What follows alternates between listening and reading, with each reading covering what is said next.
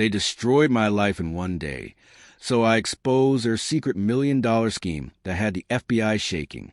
20 years working airport security taught me something most people never figure out. You can read someone's entire life story just by watching them with their luggage. It's like body language for time travelers. Some folks are running toward something, vacation, love, a new beginning. Others are running away. And almost everyone, everyone, is hiding something. The weight of a carry-on tells you if they're coming or going. The way they grip the handle shows their anxiety level. That slight hesitation before the metal detector? Dead giveaway. After 2 decades of watching humanity shuffle through Terminal C at O'Hare, I thought I'd seen it all. Funny thing about thinking you've seen it all, life has a twisted sense of humor about proving you wrong. My name's Michael Darren, 44 years old. Until last Monday, I was the guy who kept your flight safe without you ever knowing I existed. The invisible guardian of gate 27 through 45. I took pride in that invisibility. Being noticed in my line of work usually meant something had gone terribly wrong. You know what's worse than being noticed? Being erased. Monday started like any other day. Black coffee from the staff break room. That tasted like disappointment. The familiar buzz of my radio. The endless stream of passengers pretending their oversized bags would magically fit in the overhead compartment. Normal. Predictable. Safe. Then came the call. Not over the radio, my personal cell. The director wanted to see me. Now, in 20 years, I'd been to the executive floor exactly 3 times. Once for my 5-year service award. Once when I caught that guy trying to smuggle exotic birds in his pants. Yes, that really happened. And once for my father's funeral, when they approved my emergency leave. This would be number 4. The elevator ride felt longer than usual. Each floor marker dinged, like a countdown. When those doors opened to that pristine hallway with its corporate art and artificial plants, my gut knew something was off. You develop instincts in security work. That feeling when something's about to go sideways? I had it bad. The director's office smelled like leather and broken promises. He sat behind his mahogany fortress of a desk, not making eye contact. Next to him stood Jennifer from HR. I'd mentally nicknamed her the Valkyrie of corporate apocalypse years ago. She had this talent for showing up right before someone's professional life ended. Seeing her, there was like spotting a vulture circling overhead. Nature's way of saying something's about to die. The director cleared his throat. Still wouldn't look at me. That's when I knew. The words came out clean and surgical. Your position has been optimized. Budget restructuring. Nothing personal. The new security contractor would be taking over next week. They thanked me for my service. 20 years compressed into a 5-minute meeting and a cardboard box of my belongings. Jennifer handed me the separation paperwork with practiced sympathy. The kind you perfect after destroying enough careers. I signed where they told me to sign. What else was I going to do? Make a scene? Beg? That's not who I am. Or was. Hard to tell anymore. The walk of shame through the terminal hit different when you're carrying a box of your professional life. My coffee mug with the faded Cubs logo. The stress ball shaped like an airplane. 20 years of service pins they hand out like participation trophies. Each item weighing more than it should, like they'd absorbed all those years of dedication and turned them into lead. Security badge? They took that before I even left the office. Can't have former employees wandering around secure areas. Funny how quick you go from trusted guardian to potential threat. One signature, and you're transformed from asset to liability. I walked through the parking lot. My entire career reduced to spreadsheet logic. 20 years of perfect attendance. Commendations from Homeland Security, all erased by some MBA who saw experience as an expense, not an asset. Quality and loyalty don't show up on quarterly earnings reports. The 10-year-old Toyota Camry sat there waiting, reliable as always. Unlike everything else in my life, apparently, the drive home was autopilot, muscle memory navigating while my brain tried to process what just happened. I thought the worst was over. Man, was I wrong. Walking through my front door usually felt like stepping into a sanctuary. Jessica and I had built something good over 15 years. Or so I thought. She was sitting on the couch, already dressed for work, even though her shift at the hospital didn't start for hours. The way she looked at me when I walked in carrying that box, I'd seen that look before, just never directed at me. She didn't even let me explain. Didn't ask what happened. Somehow she already knew. Bad news travels fast in the digital age, I guess. Someone from the airport had already posted about the layoffs on social media. She'd seen it during her morning scroll through Instagram. The conversation that followed was shorter than my termination meeting. 15 years. That's how long we'd been together. Not married. She always said she didn't believe in marriage after her first one imploded. I was fine with that. We had something better than paper, I thought. We had understanding, partnership, love. Turns out what we had was convenience, and I'd just become very inconvenient. Her words still echo sometimes. She looked at me standing there with that pathetic box and said she wasn't interested in supporting a 44-year-old unemployed loser. Loser. That word hit different. Not unemployed professional or person between jobs. Loser. Like everything I had built, everything I was, had just evaporated with my security clearance. She'd been thinking about this for a while, she said. The job loss was just the final straw. She needed someone with ambition, someone going places. Apparently, the only place I was going was out of her life. She'd already packed a bag, been planning this for weeks, waiting for the right moment. My professional execution just provided convenient timing. The house felt different after she left. Bigger, emptier, like someone had turned up the volume on silence. I sat there in my living room, still holding that stupid box, wondering how you go from having everything to nothing in the span of 3 hours. Morning shift at the airport, afternoon shift at rock bottom. You know what's funny about hitting rock bottom? Everyone talks about it like it's this dramatic moment, like you'll know exactly when you get there. But it's quieter than that. It's sitting in your living room at 2 p.m. on a Monday, still wearing your uniform for a job you no longer have, in a house that's no longer a home. I did what any self-respecting American male does in that situation. I opened a beer, then another. The afternoon blurred into evening. The box of my professional life sat on the coffee table like a monument to failure. 20 years, 15 years, all gone in one Monday afternoon massacre. The house developed new sounds without Jessica. The refrigerator hummed louder. The clock in the hallway ticked with aggressive precision. Even my breathing seemed to echo. Funny how you don't notice these things until you're alone with them. By 10 p.m., I'd moved from beer to whiskey. The good stuff I'd been saving for special occasions. Figured losing everything qualified as special, just not the kind I'd imagined. That's when my phone buzzed. Not a call, a notification. The sound cut through my bourbon haze like a blade. Signal app. Anonymous message. I almost ignored it. Figure it was spam or someone trying to sell me something. But boredom and whiskey make for poor decision-making partners. I opened it. One photo. A warehouse interior with shipping containers stacked like giant Legos. The lighting was harsh, industrial. The kind of place that exists in every major city, but nobody thinks about. Could have been anywhere, could have been nowhere, but something about it felt familiar, like deja vu sketchy cousin. The message underneath was short, direct, personal. It read, I know they fired you. They think you're out of the game, but you know where the bodies are buried. Or, in this case, the electronics. These crates disappear Friday. Don't be a loser. That last word, loser. The same word Jessica had used hours earlier. Could be coincidence. Could be someone had been listening. Could be a lot of things. But sitting there in my empty house with my empty life, it felt like something else entirely. It felt like opportunity. Or maybe revenge. Sometimes they're the same thing.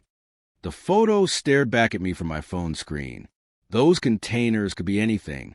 Could be nothing. But after 20 years in airport security, you develop a sense for things that don't belong. And something about those containers, something about this message, screamed wrong in all the right ways. My thumb hovered over the delete button.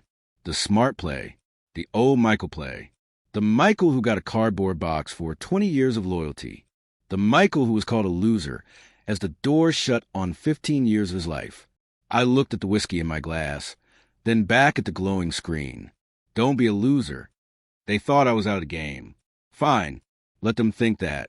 But the thing about hitting rock bottom is that it gives you a solid place to push off from. I didn't delete the message. I saved the photo. Friday was 4 days away. The game wasn't over. A new one had just begun. And this time, I was making the rules. The clock kept ticking. The refrigerator hummed its lonely tune. But something had shifted in that empty house. The silence didn't feel quite as heavy anymore. It felt like the calm before something big.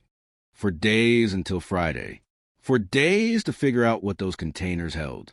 For days to decide if I was going to stay down or get back up swinging. The whiskey burned warm in my chest. Not the burn of defeat anymore. Something else. Something that felt a lot like the first spark of fire that's about to consume everything in its path. I looked at that photo one more time. Electronics, the message said. In my 20 years at O'Hare, I'd seen every kind of contraband imaginable. But electronics? That was specific. That was valuable. That was someone's very expensive secret sitting in a warehouse, waiting to disappear. And someone wanted me to know about it. Someone who knew exactly which buttons to push. Someone who understood that a man with nothing left to lose is the most dangerous kind of man there is. Friday couldn't come fast enough. They say when you hit rock bottom, the only way is up. What they don't tell you is that rock bottom can be pretty muddy. You can get stuck there, sinking deeper into the muck until you become part of it. Tuesday morning came with a hangover that felt like divine punishment, and a choice that would define everything that came next. Anger is underrated as a motivator. Better than caffeine. Stronger than hope. It burns clean when you let it. And brother, I was ready to let it burn.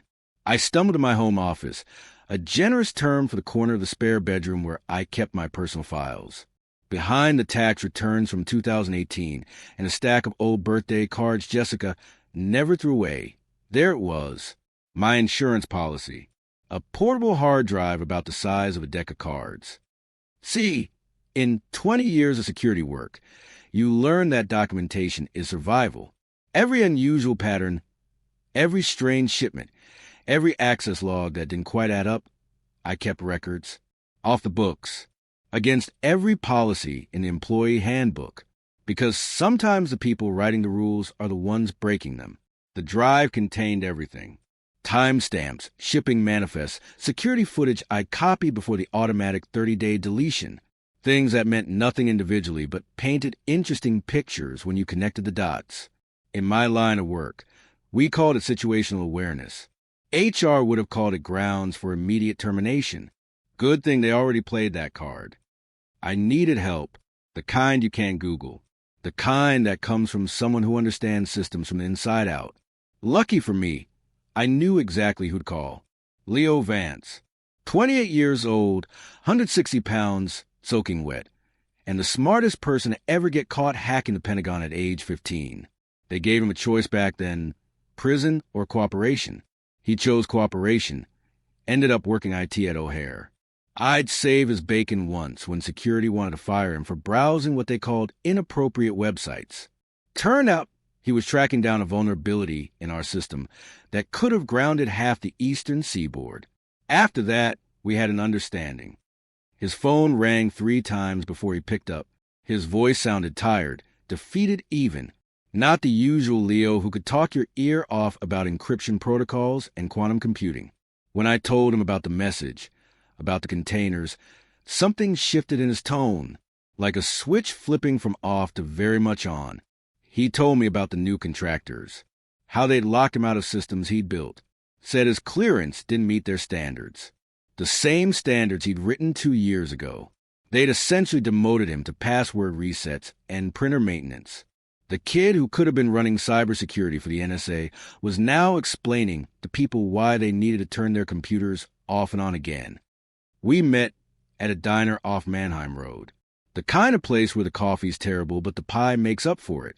Leo looked worse in person, dark circles under his eyes, 3 days stubble, wearing a Metallica t-shirt that had seen better decades.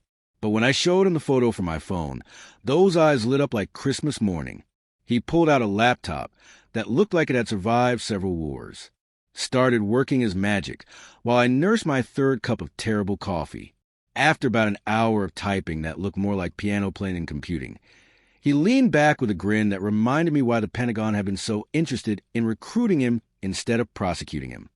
The warehouse was registered to Global Tech Solutions, LLC.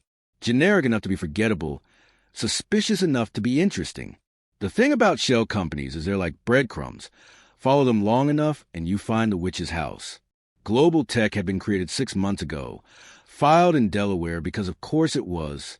No real employees, no physical address beyond a P.O. box. But they'd been receiving regular payments from the airport. Big payments. The kind that should have triggered audits and investigations. Leo cross-referenced the payment authorizations with our access logs. Every single one traced back to the same digital signature. Deputy Director of Terminal Operations, Marcus Webb. The same guy who'd sat in on my termination meeting, nodding sympathetically while calculating how much my elimination would add to his kickback fund. We had the what. We had the who. Now we needed the why. The containers were listed as electronics for recycling. Environmentally friendly disposal of outdated equipment. Sounded noble, looked legitimate on paper. Except the airport had a contract with a certified disposal company. Had for years. These containers were completely off the books, ghosts in the system that only existed if you knew where to look. Leo dug deeper while I sat there remembering Webb from better days. How he'd always been a little too smooth, a little too eager to take credit for other people's work. The shipping manifest showed the container's contents at about 10 times the actual weight of the equipment listed. Either someone was really bad at math, or those containers held a lot more than old computers and printers. That's when it clicked. They weren't stealing from the airport. They were using the airport, hiding something in plain sight, moving it through a secure facility where questions don't get asked if you have the right signatures. The perfect blind spot in one of the most surveilled places in America. I needed to make another call. This one was riskier. Frank Morrison had been my opposite number at Customs for 15 years. We'd shared information when we could, covered for each other when we had to. The kind of friendship forged by seeing the worst people can do and deciding to do something about it. He answered on the first ring, like he'd been expecting my call. I laid it all out for him. The containers, the shell company, Webb's involvement. The silence on the other end stretched long enough that I wondered if he'd hung up. Then he asked me one question that changed everything. He wanted to know if I had hard evidence. Not suspicions, not theories. Evidence that would hold up in court. I told him about the drive, about the payment records Leo had found, about the manifest discrepancies. Another long silence. Then Frank laid out the stakes in terms that made my hangover seem like a minor inconvenience. If we were wrong, if this went sideways, he'd deny knowing me. Had to. His pension, his family, his entire life would be on the line. And me? I'd be looking at charges for hacking, conspiracy, maybe even espionage depending on how creative the prosecutors felt. Federal time. The kind where you go in middle-aged and come out elderly if you come out at all. But if we were right, Frank had connections at the FBI. Real connections, not the LinkedIn kind. People who specialized in exactly this type of operation. He could make some calls, pull in old favors, bypass the usual red tape that would normally take weeks. But we'd need to move fast. Friday was 3 days away, once those containers disappeared. So with any chance of proving what Webb and his partners were doing, I told Frank about having nothing left to lose. He laughed, but it wasn't a happy sound. He said everyone thinks that until they're sitting in a federal holding cell realizing how much worse it can actually get. But he also said something else. Sometimes doing the right thing means accepting that you might lose everything. The question is whether you can live with yourself if you don't try. We spent the next 2 days planning. Leo worked his digital magic, tracking vehicle registrations, delivery schedules, even Webb's personal calendar. The man was getting sloppy, probably thought he was untouchable after getting rid of me and anyone else who might ask inconvenient questions. Frank coordinated with his FBI contacts, calling in favors from a career's worth of good deeds. They couldn't move officially without more evidence, but they could be ready. positioned, waiting for the right moment to turn an observation into an operation. The federal jurisdiction at the airport meant they could move fast once they had probable cause. No need to coordinate with locals, no bureaucratic delays. The plan was beautiful in its simplicity. I knew every corner of that airport's geography, every camera angle, every patrol route, every forgotten access road from the old cargo days.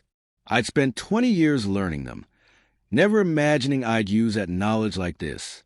Leo would track the truck, carrying the containers. Real-time GPS courtesy of some code he'd written that I didn't want to know too much about. Frank's team would be in position at 3 key intersections, ready to move when the truck was most vulnerable. And Webb, cocky as he was, had put himself on the schedule to personally supervise the transfer. He wanted to watch his prize disappear into the sunset. Thursday night, my phone buzzed. Jessica, 3 messages in rapid succession. She wanted to talk. She'd made a mistake. She missed us. Funny how people develop feelings for you right when you stop being available. I held my thumb over her name, remembering 15 years of morning coffee and shared dreams. Then I swiped left. Delete. Some bridges, once burned, light the way forward. I had bigger fires to tend to now. Friday came dark and early. For in the morning, the time when the airport runs on skeleton crews and coffee fumes. Leo was in position at a 24-hour internet cafe. 3 laptops open like some kind of digital command center. Frank's team was staged at 3 points along the only route the truck could take. And me? I was parked in a rental car I'd paid cash for, watching the warehouse through binoculars I'd bought at a sporting goods store. The truck arrived at 4:47 a.m. White, unmarked, the kind you see 1,000 of every day and never remember.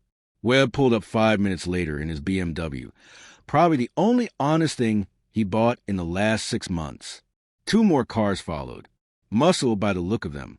The kind of security you hire when your cargo's worth more than money. They started loading the containers. Efficient practice like they'd done this before. Probably had. Leo's voice crackled to the burner phone. He had the truck's GPS locked. Could track it to the moon if necessary. Frank confirmed his teams were ready. All we needed was for them to start moving. 5:23 a.m. The truck pulled out, Webb's BMW following close behind. They turned north toward the interstate. Frank's first team was positioned at the on-ramp, the second at a way station 5 miles down, the third at the state line. No matter which way they went, we had them covered. But Webb was smarter than we gave him credit for. Or maybe just more paranoid. The truck suddenly veered off the planned route, taking a service road I hadn't seen used in 5 years. Leo swore over the phone, fingers flying as he tried to recalculate. Frank's teams were out of position. We were losing them. That's when muscle memory kicked in. I knew that service road. Had patrolled it back in my early days when they still ran cargo through the old terminal. Even helped cover up an incident there once. Some contractor's truck had flipped, spilled questionable electronics everywhere. We kept it quiet to avoid investigations. Ironic that the same road would now expose a different set of questionable electronics. The road led to an old cargo area, decommissioned but still technically airport property. Still technically federal jurisdiction, but the kind of gray area where evidence could disappear while lawyers argued technicalities. If they made it there, we'd lose them. I called Frank directly, gave him the exact coordinates, told him they had maybe 3 minutes to get there. He didn't ask how I knew. Some questions are better left unasked when time's running out. His team pivoted hard, siren silent, but engines screaming. Those old favors he called and were paying off. No questions, no hesitation, just action. They converged on that old cargo area like something out of a movie. FBI vehicles from 3 directions, boxing the truck before it could reach the warehouse. Webb's BMW tried to reverse, but there was nowhere to go. The security cars made a move like they might ram through, then thought better of it when agents with very serious weapons suggested otherwise. The whole thing was over in less than 2 minutes. No shots fired, no dramatic chase. Just professionals doing professional work. They had Webb in cuffs before he could delete whatever was on his phone. The truck driver gave up without a fight. The security muscles suddenly developed amnesia about who hired them. And the containers? Let's just say the FBI found exactly what they were hoping not to find. Electronics, sure, but not the recycling kind. The kind that comes with serial numbers tied to some very interesting international transactions. The kind that makes federal prosecutors very excited and Homeland Security very nervous. I watched it all from my rental car, invisible again, just the way I'd always been. The ghost who provided the intelligence, connected the dots, made the calls. But ghosts don't get credit. They don't get their pictures in papers or commendations from grateful agencies. They just fade back into the background, mission accomplished. Leo texted me a single word, beautiful. Frank called an hour later, after the scene was secure. His voice had that careful tone cops use when they're saying something officially unofficial. The FBI was very grateful for the anonymous tip that led to this operation. Very grateful. But there was no record of where that tip came from. No trail leading back to a terminated airport security supervisor with grudge and a hard drive full of illegally obtained evidence. Justice, it turns out, doesn't always come with a job offer attached. Sometimes it just comes with the satisfaction of knowing you were right, that your vigilance was actually valuable, that 20 years of watching and documenting finally meant something. I drove home to my empty house, but it didn't feel quite as empty anymore. I was still unemployed, still a ghost, but for the first time in a long time, I felt solid, real, like I mattered. What was going down? The scheme was unraveling, and somewhere out there, people were asking questions about how one terminated security guard had managed to expose it all. I didn't know it yet, but my phone was about to become very interesting. Saturday morning started with my neighbor's dog barking at the news vans. They were everywhere, surrounding the airport like antibodies attacking infection. I made coffee and watched the circus unfold on TV. Every channel, every website, every social media feed exploded with the same story. Federal agents had uncovered a massive smuggling operation at O'Hare. Deputy director arrested. Millions in stolen electronics recovered. International connections being investigated. The reporters used words like brilliant operation and months of careful investigation. They showed Webb doing the perp walk in his expensive suit, trying to hide his face from the cameras. You know what they didn't mention? Me. Not once. Not even as an anonymous source. Success has many fathers, but failure is an orphan. In this case, I was the anonymous sperm donor for this particular success story. The FBI got their victory lap. The airport got to announce new security measures. The prosecutors got a career-making case. And me? I got to watch it all from my couch, eating cereal from a box because I still hadn't gone grocery shopping. Frank called that afternoon, not from his official phone. We were past that kind of formality. He couldn't say much, but what he did say mattered. The electronics weren't just stolen goods. They were components for something bigger, something that made people in Washington very nervous. My little revenge plot had accidentally stumbled into something that went way beyond airport corruption. He also mentioned casually, like it was no big deal, that he might have let slip to a certain interested party that the real hero of this operation was sitting at home, unemployed, probably wearing yesterday's clothes. I looked down at my shirt. He wasn't wrong. Sunday was quiet. Too quiet. The kind of quiet that makes you paranoid all over again. I spent the day cleaning the house, not because it needed it, but because I needed something to do with my hands while my brain processed everything that had happened. 5 days ago, I had a career, a partner, a life. Now I had none of those things, but somehow felt more alive than I had in years. The doorbell rang around 3 p.m. I wasn't expecting anyone. Delivery drivers don't work Sundays in my neighborhood. Girl Scouts don't sell cookies in September.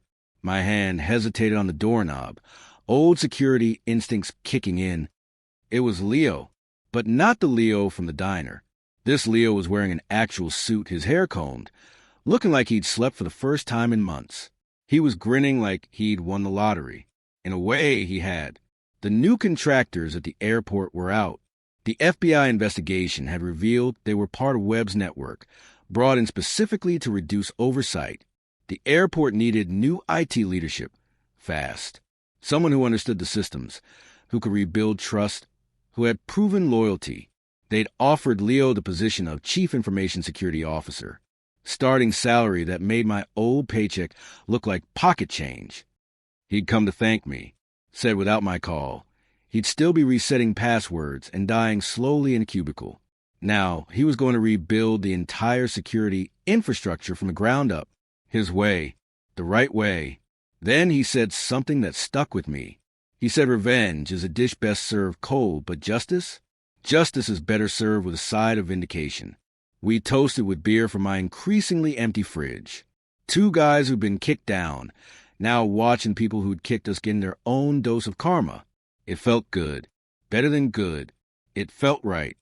Monday morning, 8 a.m. sharp, my phone rang. Unknown number. But somehow I knew this was a call Frank had hinted at. The voice on the other end was professional, crisp, with just a hint of East Coast accent.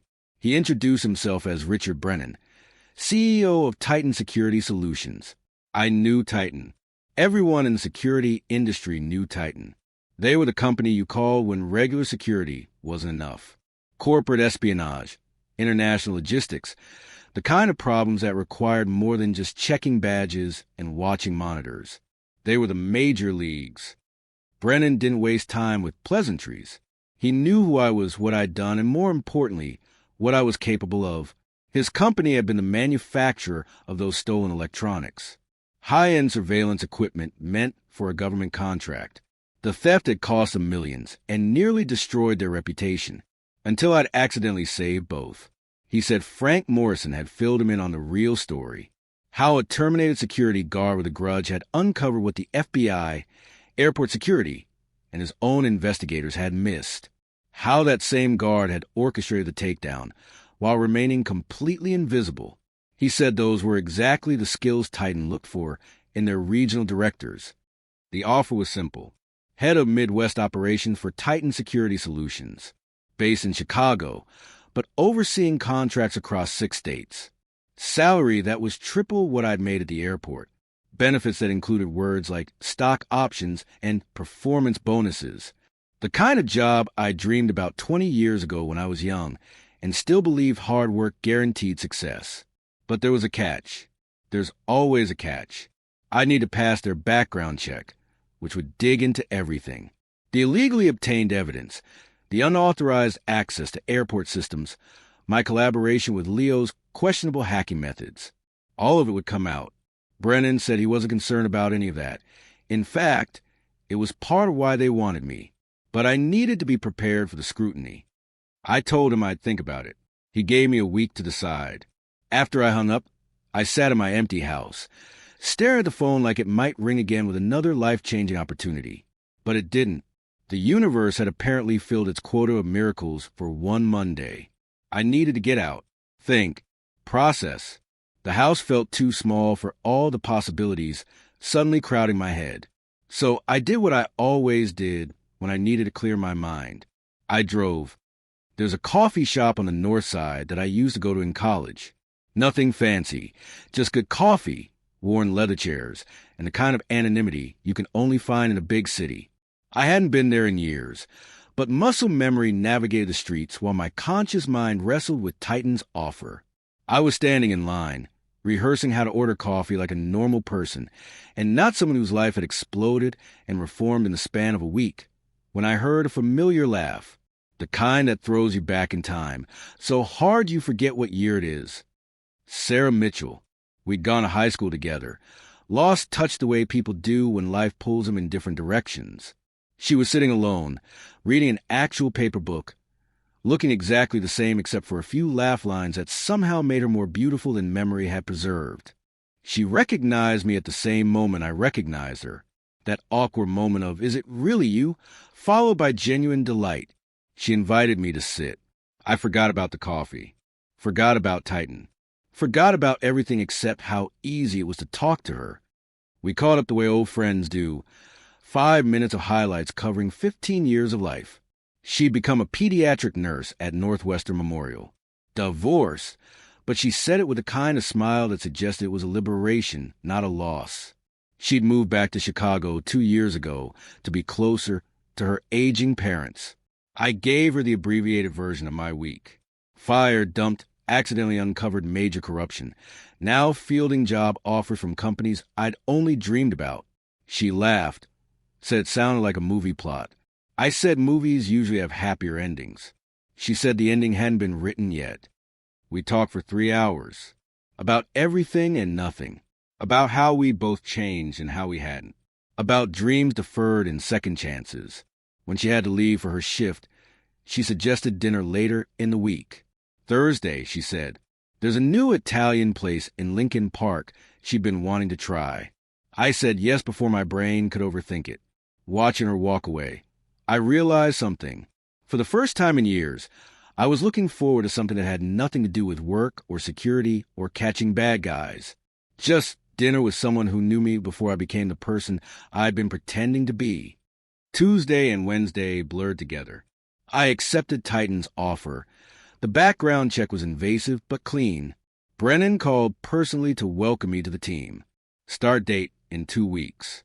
They have an apartment ready for me closer to their offices, but I could keep my house if I preferred. Options.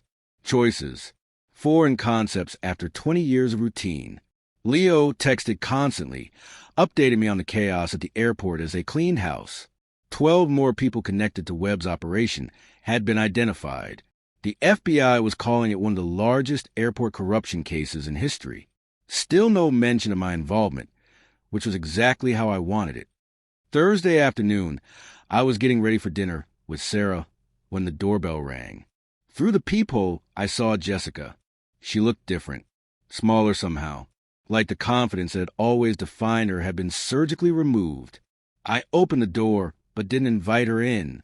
We stood there, the threshold between us feeling like a chasm. She'd heard about my new job. Leo had posted something on LinkedIn that had made its way through the digital grapevine. She'd also figured out I'd had something to do with Webb's arrest. Said she'd always known I was capable of more than airport security. She wanted to talk, to explain, to try again. She said she'd made a mistake, that she'd been scared about turning 45, about life passing her by. She said she missed us, missed what we built together. The tears in her eyes were real. The regret in her voice was genuine. I wasn't angry. That surprised me more than her showing up. The rage that had fueled me through the Webb investigation had burned itself out, leaving something cleaner, clearer. I told her that some things, once broken, can be unbroken. Like cracked glass, you can glue it back together, but it'll never be what it was. The cracks remain, catching light, reminding you of the moment it shattered. I told her I hoped she found what she was looking for, but it wouldn't be with me. Not anymore. She asked if there was someone else. I thought about Sarah, waiting for me at a restaurant across town. But that wasn't why I was saying no. I was saying no because Jessica had shown me who she really was when things got hard, and I discovered who I really was in response. We were different people now, and those people didn't belong together. I closed the door gently. No slam, no dramatic gesture, just a quiet click of one chapter, ending so another could begin. The drive to Lincoln Park felt different, lighter, like I'd been carrying weight I didn't know I had until I set it down. The restaurant was one of those places that manages to be upscale without being pretentious. Sarah had already arrived, wearing a simple black dress that made my brain temporarily forget how to form words. Dinner was perfect. Not fancy perfect, but real perfect. The kind where you forget you're on a date and remember you're with a friend. She laughed at my terrible jokes. I listened to her stories about the hospital that somehow managed to be both heartbreaking and hilarious. We split a bottle of wine and talked about everything except my old life or her ex-husband. Present and future only, like we'd made an unspoken agreement to leave the past where it belonged. When I told her about Titan, about running security operations for 6 states, her eyes lit up with genuine excitement. Not for the money or the prestige, but for me, for the opportunity. She said it sounded like I was finally getting to be the person I was meant to be. I said I was still figuring out who that was. She said that was the best part. My phone buzzed during dessert. A text from Brennan with details about Monday's orientation. I looked at it, then at Sarah, who was stealing bites of my tiramisu while pretending she wasn't. I turned the phone face down without responding. Work could wait. This couldn't. Walking her to her car later, she asked if I wanted to do this again. I said yes before she finished the question. She laughed, said I should probably hear what she was proposing first. I said it didn't matter. If she was proposing it, I was in. She kissed me on the cheek before driving away. Just a brief touch, but it felt like a promise. Of what, I wasn't sure. But for the first time in my life, uncertainty felt like possibility instead of threat. I stood there in the parking lot, watching her taillights disappear into Chicago traffic. 5 days ago, I'd lost everything. Job, relationship, identity. I'd been a ghost haunting my own life. But ghosts don't get second chances. They don't get to rebuild. They don't get to choose who they become next. I wasn't a ghost anymore.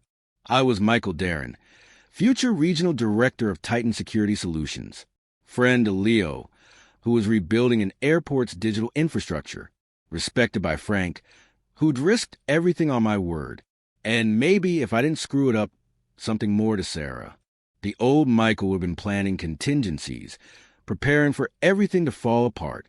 But that Michael had died in a director's office with a cardboard box and a pink slip. This Michael was different. This one understood that sometimes losing everything is just life's way of clearing space for something better. My phone buzzed again. Another text from Brennan, this time with a photo of my new office. Corner unit, floor-to-ceiling windows, view of the lake. The kind of office I'd walked past 1,000 times, never imagining I'd have one of my own. I smiled, pocketed the phone, and headed home. Tomorrow would bring new challenges, new responsibilities, new chances to prove myself. But tonight, I was just a guy who'd had dinner with an amazing woman, who closed the door on his past, and who discovered that rock bottom was actually a foundation. You can build anything on a foundation that's solid, even in new life.